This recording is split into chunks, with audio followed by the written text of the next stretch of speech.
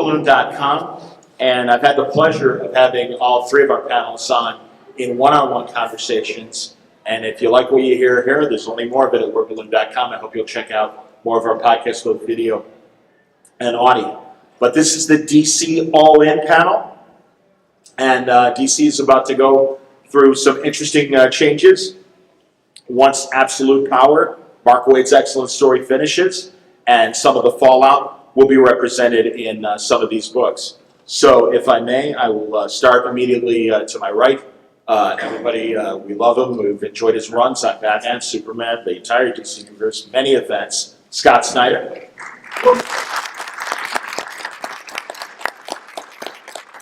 Next to Scott, another great writer who's only recently been killing it at DC. Excited for what he's got coming up in store. Jason Aaron. Yeah. And you'll forgive the characterization, but one of the guys who came from left field and we're like, who is this guy? And then he does an epic run on Superman. A fantastic book called The Last God that, if you haven't read it, is absolutely incredible. Beyond a lot of other things. And he's going to take over, right now, Green Lantern War Journal, but he's going to be taking over a key book in the DC universe. Philip Kennedy Johnson. Yeah.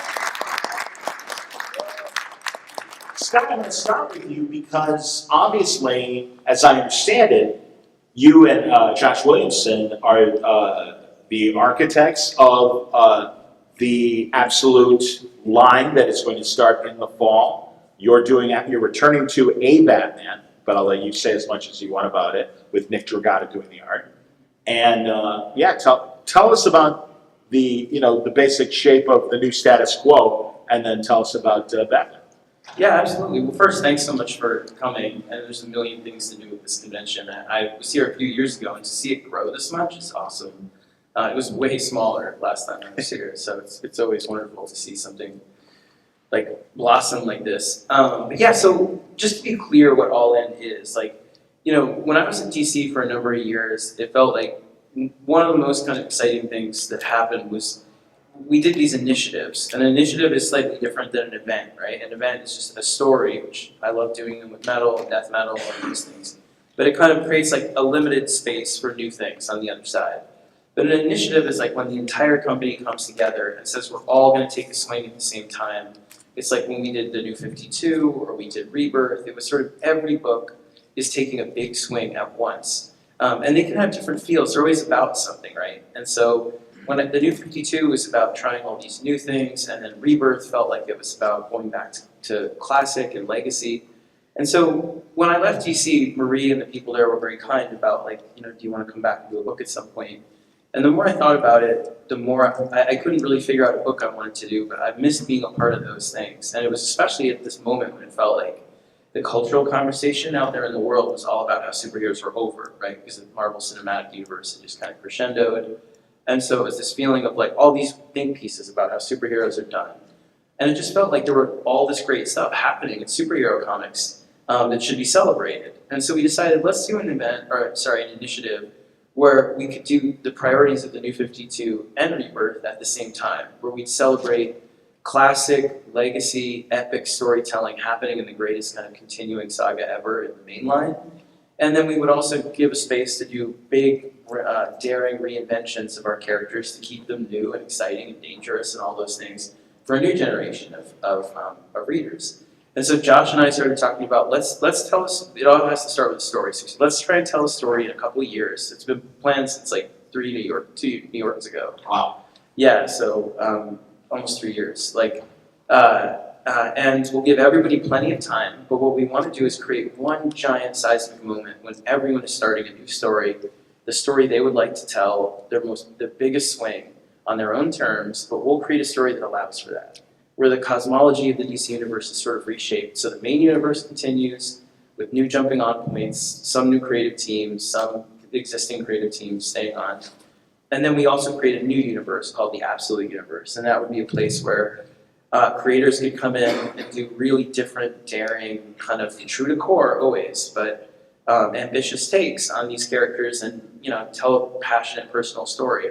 And so Jason has been a wonderful kind of co-architect in that zone. So it's been a real joy. So we're really excited.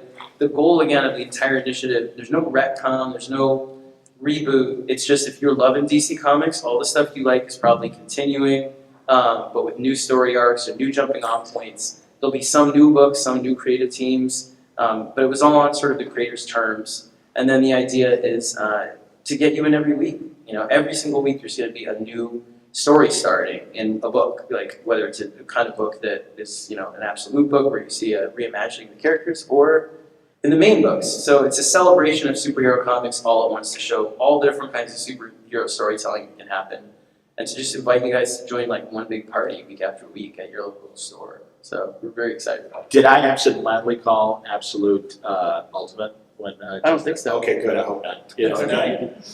You know, and if I did, I apologize. But both of you have distinct new looks for the characters. Obviously, with Scott, Scott's returning to Batman, but it's a different Batman with Nick Dragata.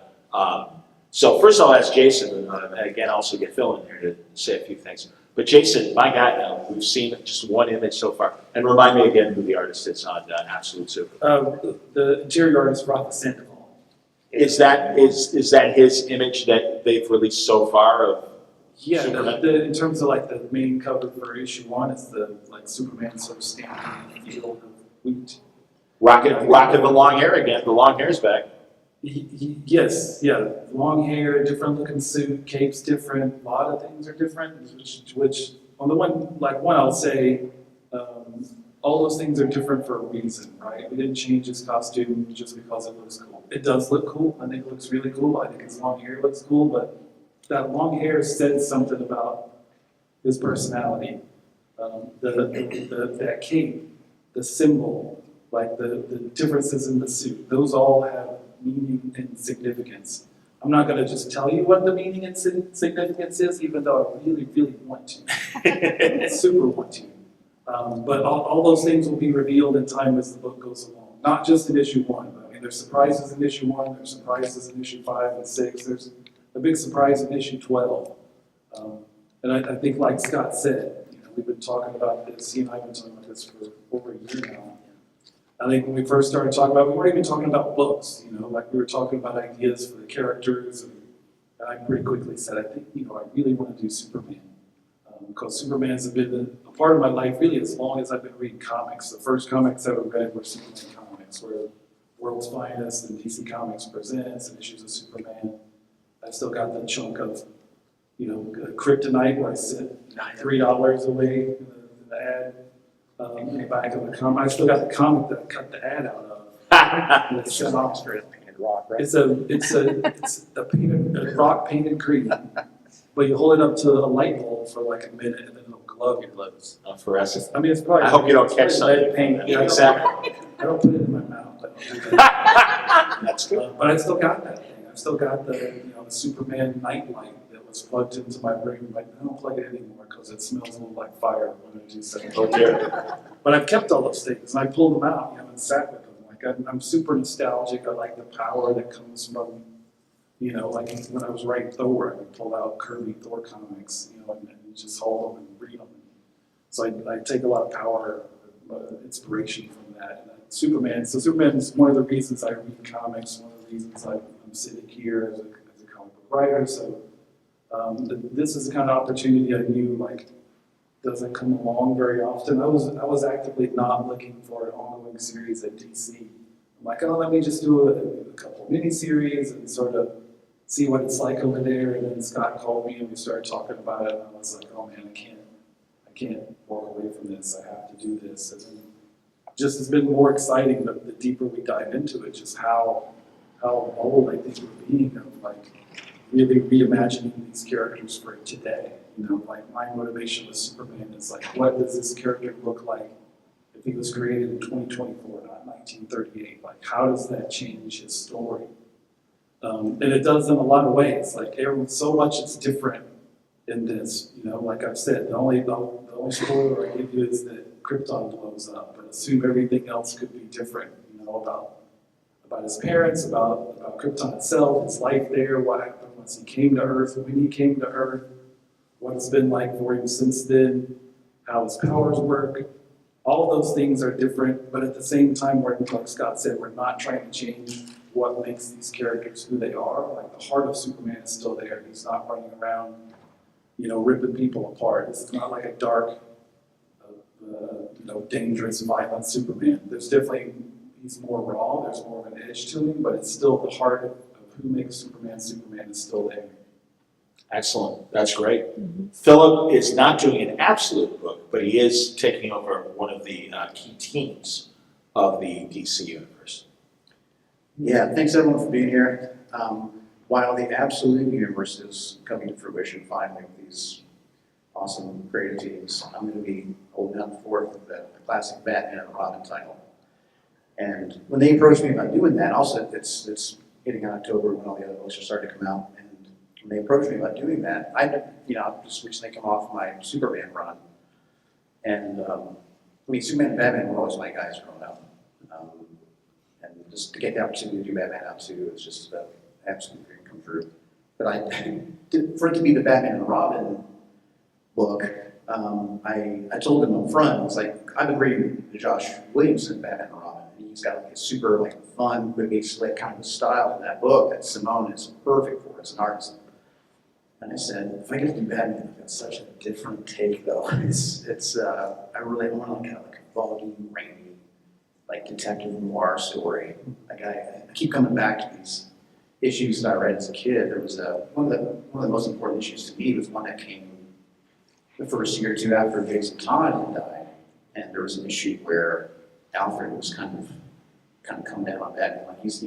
I'm passionate about a lot these days. You're coming home all, stabbed and your knuckles are busted. You're solving everything with your fists now. Use your mind like the fists. And through that issue, we see him try.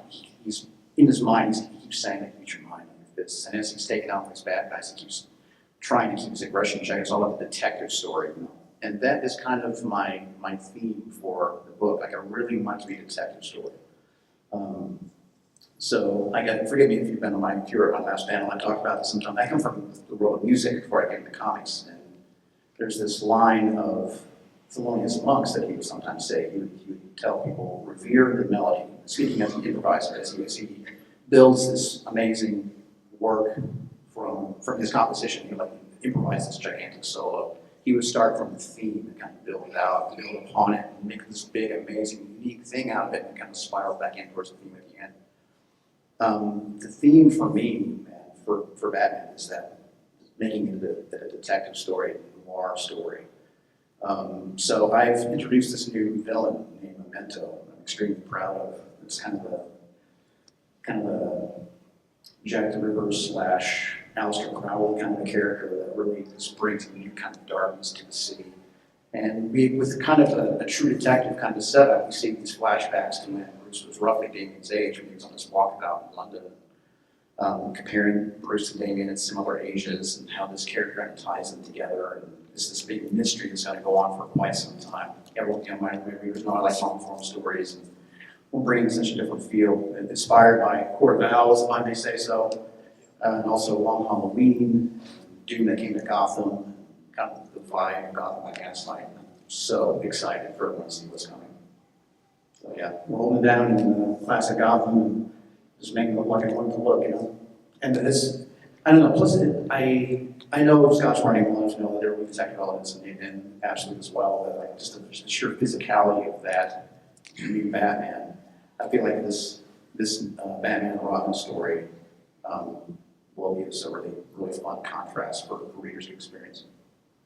Excellent. I talk to these guys all the time, and I can do it on my podcast, but really this is your opportunity to ask questions. So if you don't mind lighting up by the microphone, if you have questions, if you don't, we can continue and we'll have a lovely conversation. So if you're thinking about a question, I'll continue.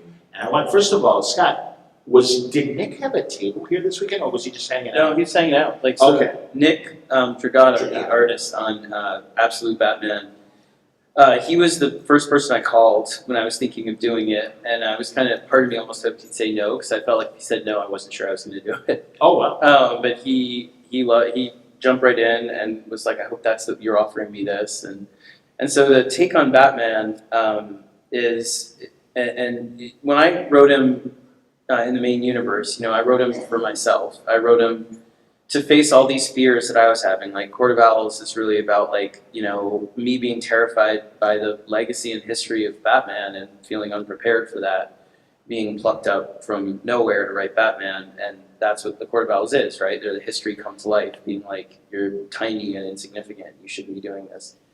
And every arc of Batman was like that. But I always wanted to write a version of Batman that I felt would be like to my kid, for my kids, and not as a kid book, but the way Year One or Dark Knight, those things spoke to me as a kid because they were dark and they were gripping, but they also contended with things out in the world that felt real to me at that time. Sure. And so here, this Bruce, to me, my kids, I have a 17-year-old, 13-year-old, and we also have a 5-year-old. So, but for the 17-year-old, I look at him and his friends, and they're looking out at a world that feels really rough, right? They have a lot of things in place that feel compromised, or big kind of problems that feel almost just too entrenched to kind of move. And yet I see all this hope with them. Like they go out there and they're fiery and they want to change things. And so I wanted to write a Batman like that, but a Batman that comes from nothing. I love when he has all the resources and gadgets. I always had fun. I was like, what kind of new gadget can you have this week? And what new vehicle? But I wanted to do something now where it's like, being a billionaire is not very cool to my teenager. And so the idea was, I've always wanted to write a Batman that came up working class. Like, what if Bruce and his parents didn't have money, never had money, didn't lose it, but they're just regular blue collar people in Gotham. Martha works in the mayor's office, and Thomas is a teacher. Wow. Yeah. And so Bruce grows up rough and tumble in Crime Alley with a bunch of people that you might recognize as well, and who just came up with him in the neighborhood.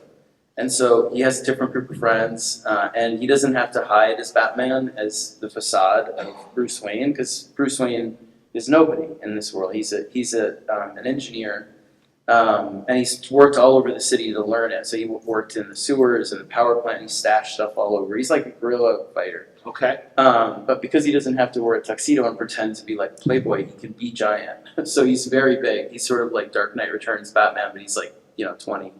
So he's young and he's fast and he's super smart, but he's also intimidating because he has to be, because he doesn't have anything. He doesn't have cars, and he does have a Batmobile that's awesome. You'll see it in issue 2. But the fun of it was to make him dangerous and scary to the bad guys, because the bad guys have more resources in this, have more power. It's almost like an inversion of the series where instead of Batman being like order and the system and the villains being chaos and this stuff, Batman is chaos. Batman's the monkey wrench. Batman disrupts things. He's the thing that says, all these things you don't think you can change, let's change them, or we burn them down to make them something new. Wow.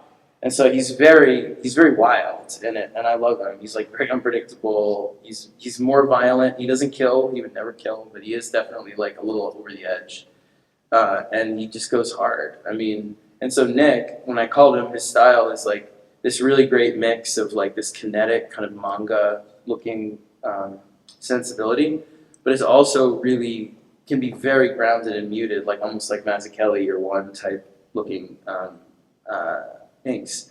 And so it was if you can marry those things and make it feel young and fresh and fast and out there, but also bring that groundedness to Gotham and make it look, gritty, we have something really special. And he's doing it, and it's just unbelievable. But he lives here in Connecticut, right across the sound from where I live in Port Jefferson. And so he comes over on the ferry, and we work in my studio together. That's great. And just put the stuff all up on the walls. And so he just came to go over issue 3 together. Oh, that's great. Yeah, so we were just hanging out yesterday in the room and going over it. He just came down to sign a few things, but that was why he was here. He was just staying with me for a night. That's great, because truly, I'm like, Mr. God is here. He should be on the panel. I'm like, what the hell? And it's I think he's stable. So no, that's excellent.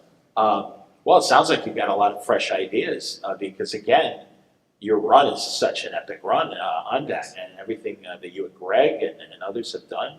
Is this Nick's first crack at Batman, or am I misremembering? Okay, He did one short in a Batman black and white, but that's really the only time he's done anything. Okay, because for some reason it's probably the other Nick that I'm thinking of with Batman Legacy and Bendis. Oh yeah, no, Darrington. Oh, Nick Darrington, of course. See, there you go. And I do that all the time. Forgot Nick Darrington. So, okay. Philip, who's drawing Batman and Robin? Javi Fernandez. Excellent. Javi is So good. Yeah. born to draw Batman. Yeah. He did, it was called Nightwing Reborn, is that correct? Like 2017 or something. He did some Nightwing stuff, like not so long ago, that was terrific. But if you just look at his stuff, he did, he's been drawing Batman like fan art and commissions and stuff forever, and he just looks unbelievably dope. I mean, he's just born to draw Batman, and especially the Batman Night Vision in my own mind. There's this scene in the first, spoilers, whatever. In the first issue, there's a scene in which there's this rich guy thing happening in like the building. There's bad guys in the building. He doesn't have access to any of his gear, and he just has this. As Scott was saying, he's got a gadget. And he has control over all the power grids in the city. So he like kills the power and he uses the darkness as his mask. And just to see Javi draw Batman, like in the shape of Bruce, but with the darkness looking like Batman, but taking guys down, it just looks, oh God. He's got that awesome, almost like a David Aja kind of style, sort of like that reality, so epic looking. I love every page that comes back. Like I've been giving him these crazy action sequences, just like so much detail in the pages, and he just makes everything work. I can't wait for everyone to see. Stevie, are you my clock? I just want to make sure. Okay, good. I just want to make sure we had somebody that was going to be running our clock. Very, very good. Jason, this isn't your first crack at Superman. You just had a short but fantastic 3-issue arc with, was it Action? Yep. And a great Bizarro story in particular.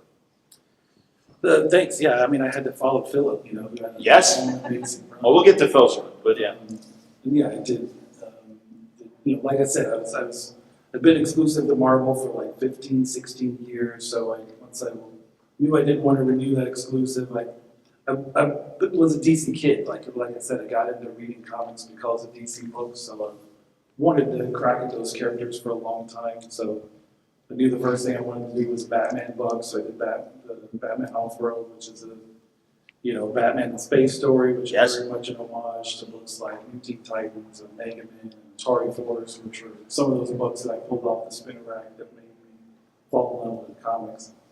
And then I got asked to do the 3 issues on Action, and I wasn't expecting that. Couldn't say no. I come to DC, I knew.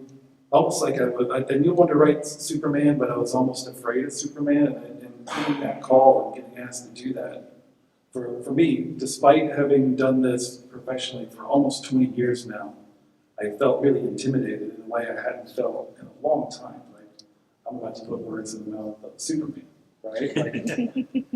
So I did what anybody would do in that situation. I called Mark Wade and told him, like, this is my idea, is this okay? And I got, Mark said, yeah, you're good. And then did the same thing when we started talking about Absolute Superman. I was like, especially with this, where there's so much that's different, right? And they're changing so much. Yeah.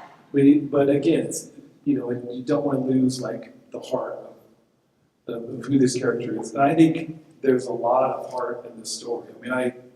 I mean, I've said Thor at Marvel's probably the superhero thing I'm the most proud of. I think there's a lot of heart there. That's the first book I did where I do signings and people come up and they're crying and I'm crying and we're all crying.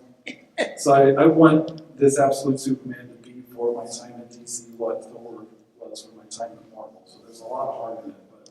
So you don't want to lose that. So again, I sent my whole long Bible to Mark Wade just to make sure I wasn't off base, and Mark dug it. So so I it's cool that, like, again, despite having done this for a long time, I've written a lot of different characters at Marvel and Star Wars and Turtles, and getting to come to DC for the first time in a big way, and this now being my first ongoing series that I plan on putting down roots and staying on until Scott and I get fired, until whatever.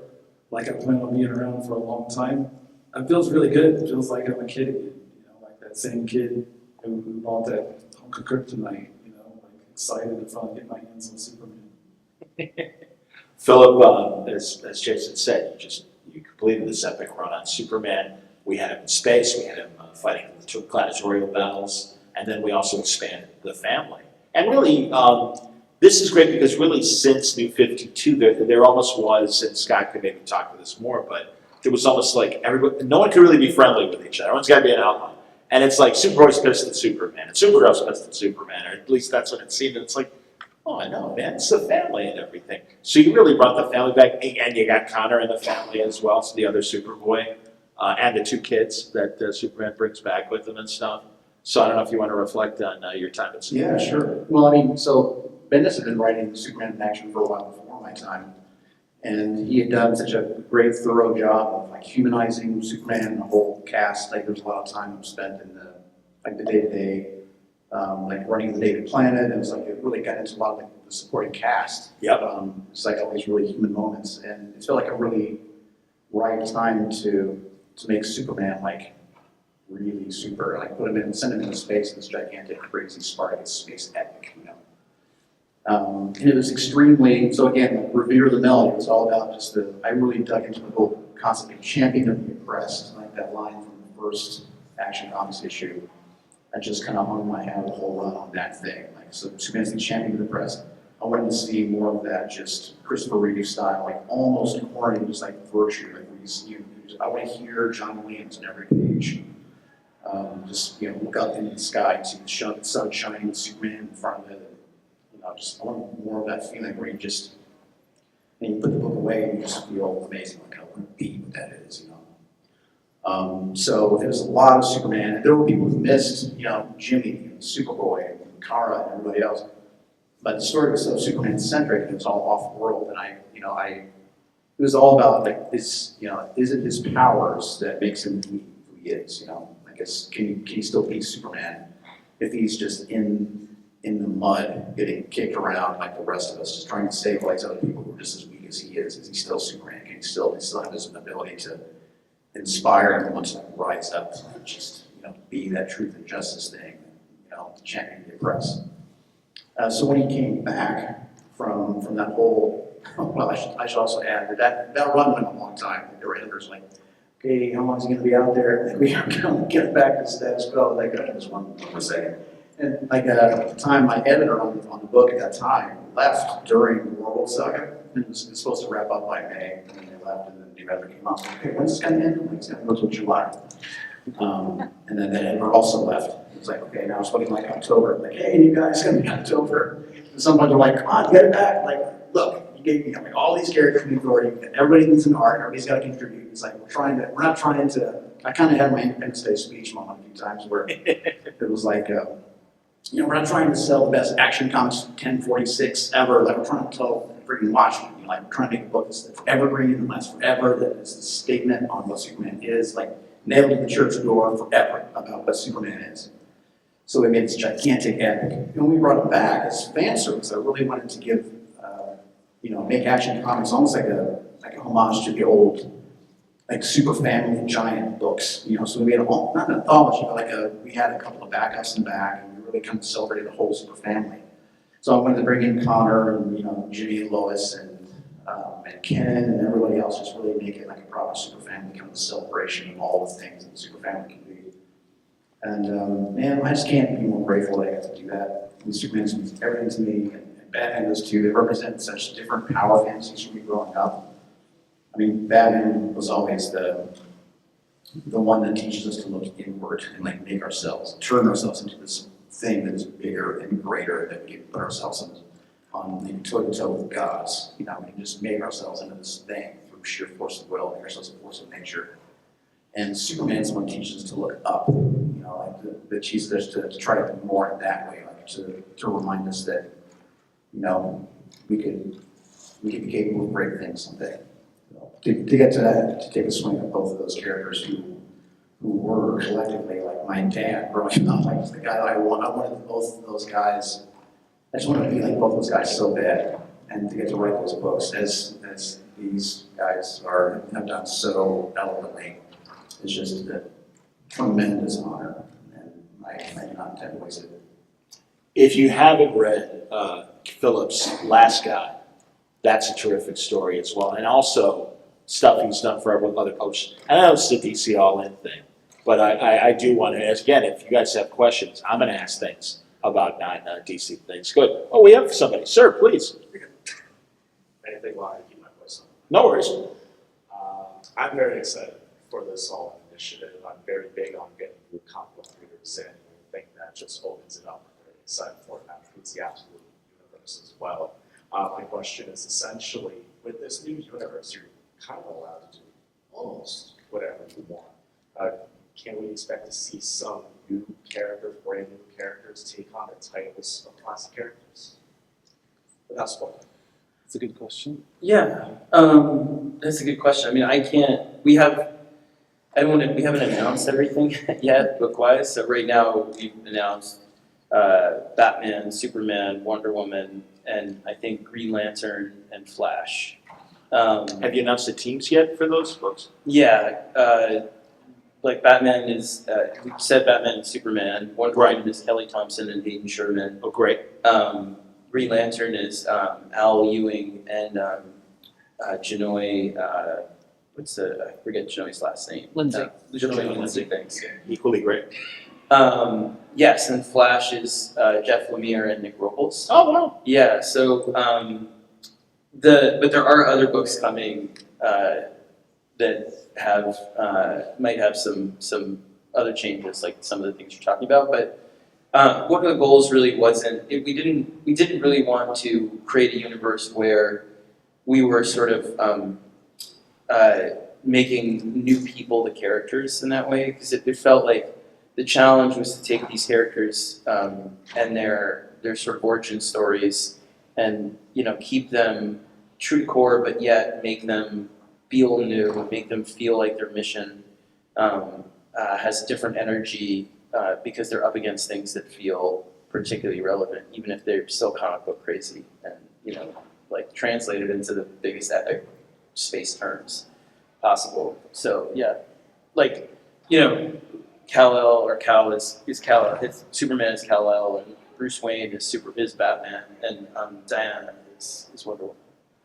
But I mean, I approached this like absolute stuff like no one should be where they're supposed to be, right? Like in Superman's world, everybody we encounter, any of the supporting cast or bad guys, nobody's where you expect them to be, right? Like everything's kind of wrong and off with this world, this universe.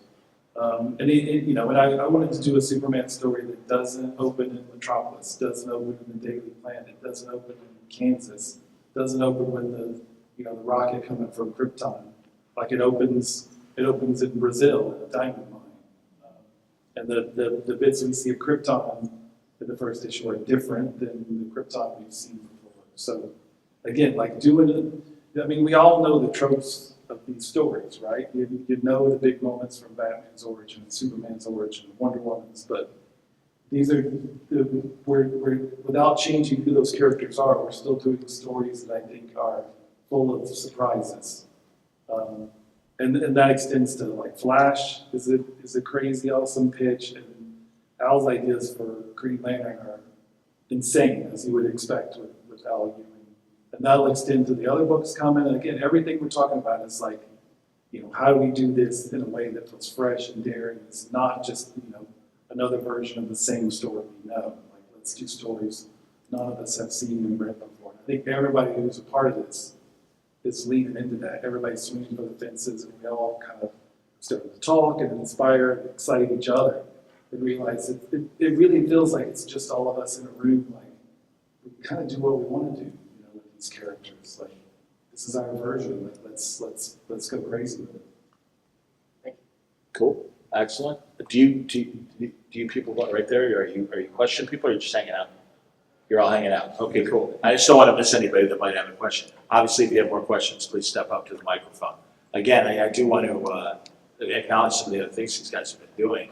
And Scott, my God, your time away from DC, your best jacket in print, and what you've been doing with them. Comicsology, are all the books done? Not all. They're not all done yet. We're going to announce. We have like a Couple more coming. couple things, to still do. Good. But the fun was, like, when I left DC, I just, every year I kind of fought for a carve out that I was at DC whenever I signed a new contract with them to do independent work.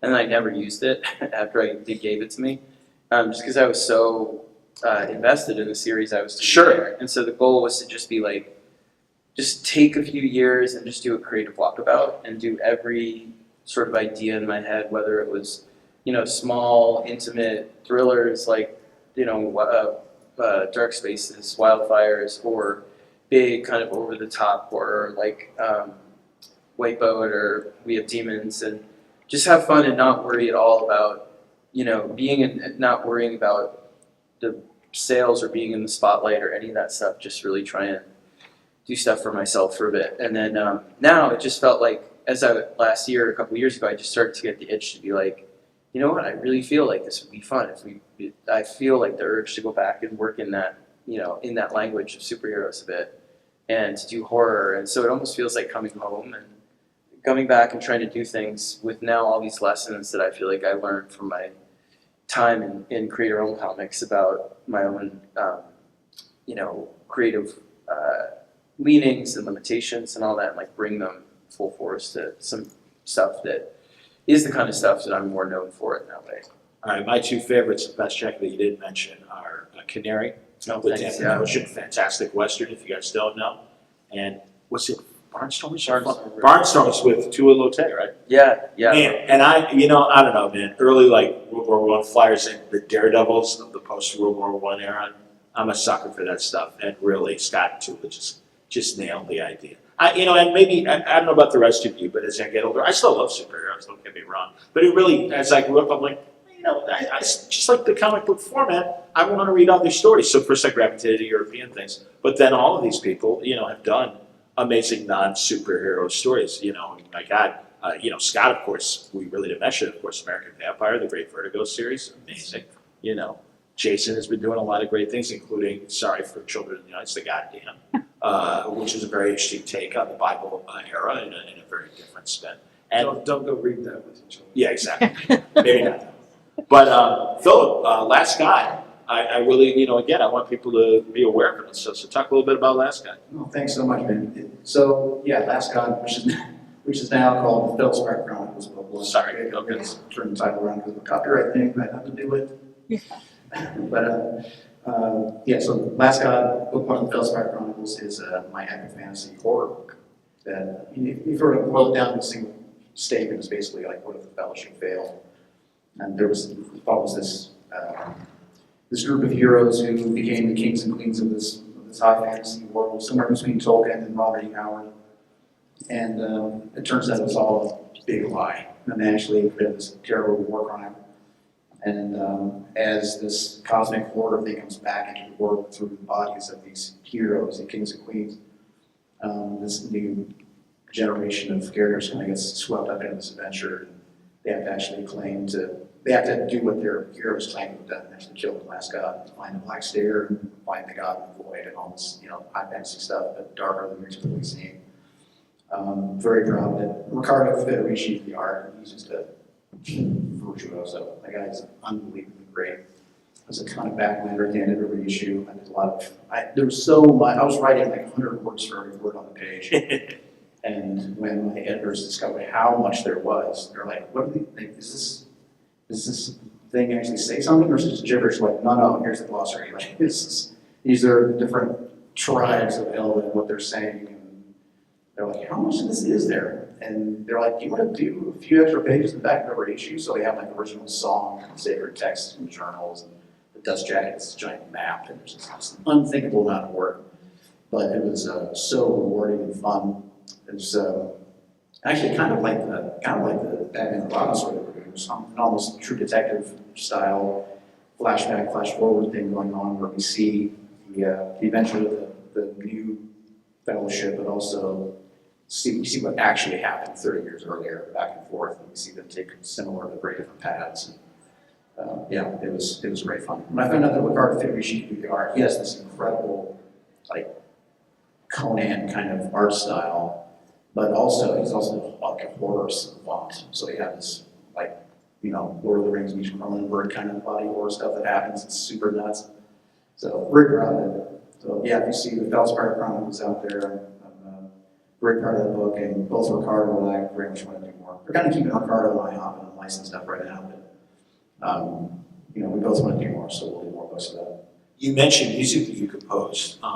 Did you ever record the music? We did, yeah, some of it. And is it available for us to check out on Not so Spotify or much. something?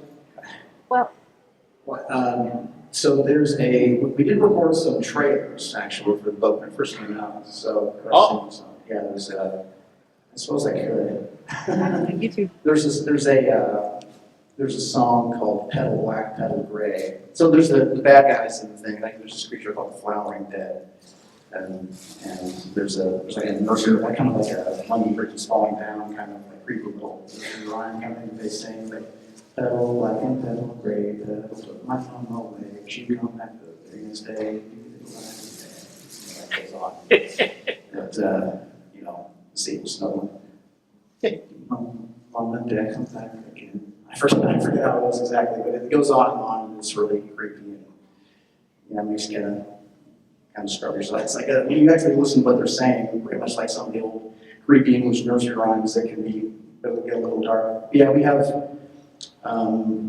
There's a song called. It's like a lullaby that the elves sing, which is basically it's like a song like it's a prayer for sleep. What it actually means is like to not be awakened again, to not be reanimated. Sure. It's a song that they sing to kind of put the dead to rest. Anyway, so there are lots of songs like that, and I printed it in music you could actually play and sing if you wanted to. I also wrote out a new musical notation that they would use in world, because it's not even a Western notation there. I'm psycho, so I just keep going down the rabbit hole until it's done. So anyway, I digress. That's awesome.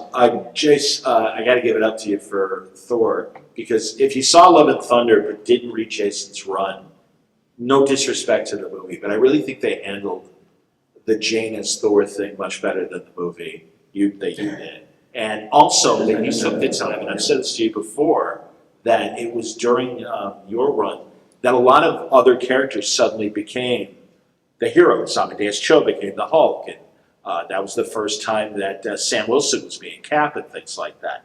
And what I loved about your run in particular was the Odin son, the original Thor, still had a story while we were discovering and enjoying what was happening to Jane. And first of all, yeah, Jane with all these new powers, but if Thor doesn't have access to the hammer and he's not Thor anymore, exactly what is he? So, if you don't mind talking about that beyond my explanation. Sure. Yeah. I wrote Thor for like 7 years, and I loved doing the stuff with Thor and Son, S.I. Rubicon art, which was, like the kind of Thor you can see spray painted on the side of the van, like a heavy metal Thor. But I always wrote him for me, I've been an atheist for more than half my life, so it's like, okay, I'm the guy writing, Marvel's preeminent god, and I very much wanted to lean into the godness of it. Sure. The book was called Thor: God of Thunder.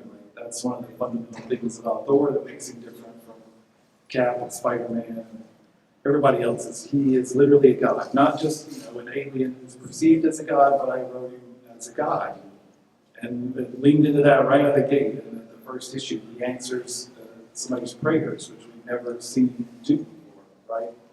But I always wrote him as the kind of God I would like to believe in. This is a guy who wakes up every morning and he knows he was worthy yesterday, right? He picked up that hammer and he flew around and saved the world. But when he wakes up the next day, he looks at it and he doesn't, until he picks it up, he doesn't know if it's going to be worthy today. Like constantly questioning his own worthiness, like that's what motivates him. And as part of that, someday he's going to wake up and he can't lift it, right? Like, what does that mean? What story does that sit him off on? And of course, that opens the door for somebody else to come along and pick it up. And that was always meant to be Jane, who I'd already established was battling breast cancer. Yes. And so that gave me the chance to do what I think was the most quintessentially Marvel of any Marvel story I ever did, where it's like, she's got a secret identity, she's every time she lifts the hammer, it's like neutralizing the effects of her cancer treatment, it's making her sicker. She's trying to keep this from everybody. If she throws the hammer, it doesn't come back to her quick enough. She'll change into like a sickly, 90-pound woman back to cancer, right? So that's like classic Stan and Jack Marvel stuff. And so I had so much fun with that. I mean, she's also, it sounds dour, but it's like she's enjoying it. She's enjoying it more than ever because she knows I might die tomorrow, right? And she's getting to fly around and punch, open in the face. But again, it's the heart of it, right? Like you can do stories about people punching each other in outer space, but like, do we care? Like you have to have something that you relate to. Whoever these characters are, whatever they're doing, like we have to feel like there's real emotions there, right? It has to stir real emotions in us, and that's definitely I think the book I've done that's done that the most. Scott, in the same vein of Jane taking over for Thor, Beyond American Vampire, the first story a lot of us paid attention to, no disrespect to other stories, but was the Black Mirror story in Detective, where Bruce is dead and Dick has to take over as Batman, and it's the most, as the agency that Jason gave to Jane as Thor. Dick, listen, we all love Dick Grayson. He is the greatest, guy in the DC. All the heroes respect him, whether it's from Young Justice to the Justice League. But this was really a great, and there was Prodigal right after Nightfall, where Dick for a while was Batman. But this really was a different Batman because it was Dick Grayson. If you can talk about that for a second. Yeah, it was a blast because Dick Grayson is a character who wears his heart on his sleeve and is like nervous and terrified and excited to be Batman, which like was the perfect fit for me because that's how I felt.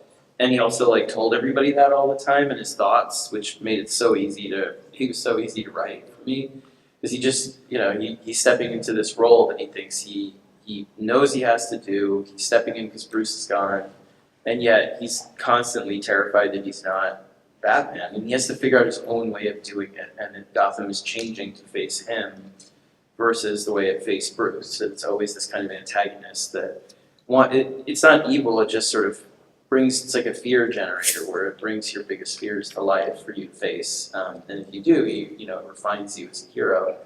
And so I loved writing him, and then I remember when I had another year planned, and then they said Bruce is coming back and we're doing a new 52, and do you want to do that? And I was like, I don't know how to, of course I was terrified to do it.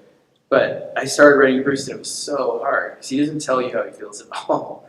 And you have Alfred being like, are you sure you're not worried, sir? And he'll be like, leave me alone and just keep moving, And so it was so hard to try and figure out how to write Bruce emotionally because he's so badass in a lot of ways too, So I loved both, and I came to feel super comfortable writing Bruce, but Dick was a wonderful introduction to Gotham for all those reasons. I can appreciate that. Yeah, it's a great book, and God, it's been so long. Maybe some of you haven't read Black Mirror. I would absolutely recommend going and get the collection for it and stuff. It's so good. Wonderful story, absolutely. It's just so good. Around the same time, I remember Scott talking about how somebody asked about on a panel when I was attending as a nerd. They asked him about like he saw us on Robin, and Scott talked about how we couldn't square the circle with like Batman having Robin and putting his kids in danger and all that. As a father, like Scott, I remember you talking about that, but how that was challenging for you to write, and I was completely on the same page. Now I'm writing Batman and Robin, and I still remember that way. I still remember that, still feel that way. And it's made writing Batman and Robin now like such an interesting, compelling, complex challenge. Like still feeling that way, like how Batman handles that kind of thing. Like showing after writing Superman is like the ideal father. The ultimate dad. Writing Batman is like which is the worst kind of like how do you just he and Davey are broken in such similar different ways, and it all kind of goes back to the stuff I remember Scott saying years ago. Alfred is the nexus as we are close to wrapping up, and God, it's so important to Dick because he really was the nurturer that Bruce wasn't, and he has a great, crazy relationship with Damien as well, who calls him Pennyworth, doesn't call him Alfred. So is sadly Alfred still dead in our worlds? You might find, I can't spoil that one. That's fair. All right, no. Hey, man, we want our Christmas presents on December 25th. Yeah. That's totally fine. Yeah. Yeah. Oh, good. All right, last question, real fast, please. I just had a question about the getting the creative teams for the new Absolute books. Was it more of an open pitch style? Who has an idea to do a new Flash, a new Green Lantern, or did you have or the powers that be have like a list? We want Jeff Lemire doing Flash, and we're gonna love him about it. No, I mean, I think it was a bit of both. I think there was discussion internally about who had expressed interest at different times about doing some things on characters that felt like they were really, really daring. And there were creators that we'd want to work with. So it was a little bit of both. Like sometimes, like Jason was the first person I went to about any of it, and was like, look, I would love somebody who's like a partner essentially in figuring out the feel of this and that. And Lemire, who's was involved in doing other stuff at DC, started asking, I have this Wild Flesh idea, is there a place to do it? And so that kind of came from the other side, So there was a lot of that, a lot of sort of, and some people pitched and some things didn't work and some things did, and so it was a big mix. It was a lot of just trying to welcome people in, and then also really respect what we were trying to do with it. Excellent. All right, are we wrapping or are we moving? I'm gonna ask one more question, unless the guys give me another point, and that is, for the Absolute stuff. Oh, please go. Yes, please. No. Go. My name's Dante. Huge fan of all your work. I'm very excited for DC All Ends. In addition to all your work, which I already have pre-ordered and everything, I'm very excited for the question series that's going out. Sure. Are there any obscure characters that you'd like to, tell stories about in this, All In initiative or in the Absolute universe? Without spoiling. Yeah, I mean, I haven't thought about doing another book or project beyond Superman, but yes, as a kid who grew up reading DC books voraciously, there's a long list of characters I think I would love to tackle from the ground up. The character has always been one of my favorites. This obscure DC character is Blue Devil. Sure. And I did the usual new writer thing where in my first issue of Action Comics I snuck Blue Devil in there for one hand. But that the character's changed a lot from kind of who he was when he first showed up in the 80s. So nobody's clamoring for a Blue Devil book except maybe something. We have to wrap, but I do want everyone to know when your book starts. So I know it's October. Yeah, I think October 9th is Absolute Batman #1. Okay. Do you know, Jace, which week in October for Superman? The Superman's November. Oh, November. Batman and Wonder Woman in October, and Superman. And Philip, Batman and Robin? Batman and Robin is October as well. That's beautiful. So there you go. The Absolute line and DC's All In initiative. It all sounds great. And there's three big reasons why it's going to be great. Thanks a lot for listening to us.